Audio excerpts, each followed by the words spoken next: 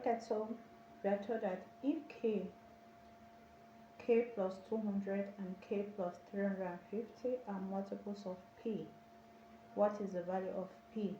So from the options we have p is 20, p is 25, p is 75, p is 100, or p is 150.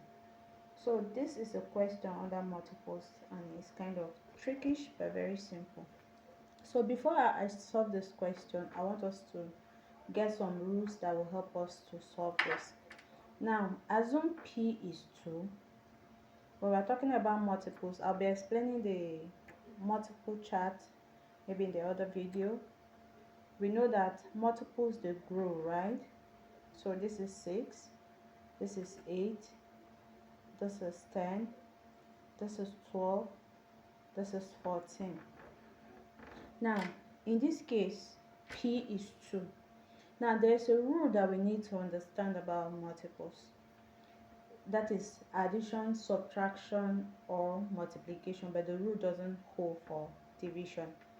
Now, for addition, if you pick two multiples of a number and you add them, it will produce a multiple of that number. For instance, 6 plus 4 will give us 10, right? And you see that 10 is a multiple of 2. The same way, if you pick two multiples of a number and you subtract them, let's say 8 minus 6, it will produce 2. Remember, the first multiple of a number is itself. Now take it that I picked 12 from up here and I come here, I pick 4. Then 12 minus 4, that will give me what? 8. Is 8 a multiple of 2? Yes. So this rule will help us in solving the question here. So in this case, this is the pyramid we have. The place where 2 is, it is unknown, p. And then maybe there are some numbers, but on that list we have a multiple known as k. Then along the line we have another multiple as k plus 200, and along the line we have a multiple as k plus 350. So since we don't know the numbers in between, let us proceed with subtraction. Now if I pick these two numbers and I say k plus 350 minus into k plus 200, remember it's like picking 14 and a number here. So as long as multiples of a number are listed, you can subtract any of them or you can add them, but please don't divide. The rule works for addition, subtraction, and multiplication. So this is k plus 350 minus k, opening the bracket, this will also change. So k will cancel k, 350 minus 200 gives you 150. So it means one multiple of p is 150.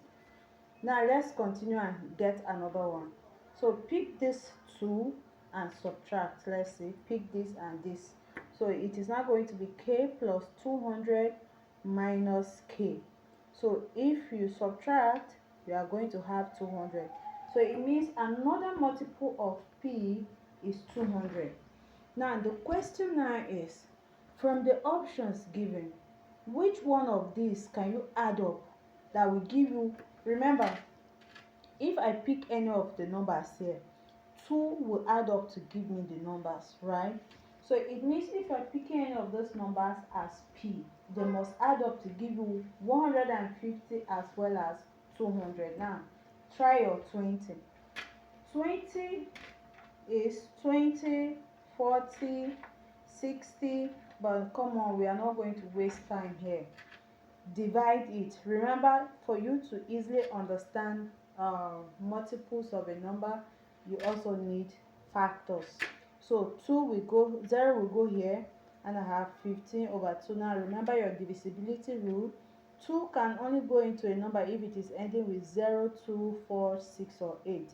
15 is not ending with any of these numbers, so 2 cannot go into 15. And if 2 cannot go into 15, it means 20 cannot produce 150. You can test that later. Now let's take 25.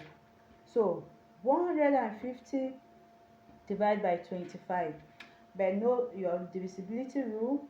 Any number ending with 5 or 0 can be divided by 5, right? 5 will go here 5 times. 5 will go here how many times? 30 times. 5 will go into 30 how many times? 6 times. It means 5, 25 times 6 will produce 150. And if you want, you can cross check that for clarification. Let me cross check that for you. 1 2 3 4 5 6. Now if you add up, this is 50. If you add up, this is 50, and this is what? 50. And 50 in 3 places, 150. But we can only agree that 25 is the answer if 25 will also give you 200. So of course you should know by now that there's something about 25 and 200. So in 100, 25 is 4 times. So if I have 200, that means I'm going to have 4 2 places, that is 8. So if I add additional 25, making it a list of 8, this is 50, and this will produce 200. So we can see that 25 is a multiple of both 150 and 200. So 25 is the answer. So if 25 is the answer, I think there's no need testing this. 150 cannot produce 200, right? 100 cannot produce 150. 75 plus 75 will give you 150, but can 75 produce 200? No. So anytime you have a question like this, all you need is to understand the relationship between multiples and factors, and the rule I stated will seriously help you in solving any question involving multiples when the terms are not clearly defined. So in this case, thus is the answer. Hope you enjoyed this.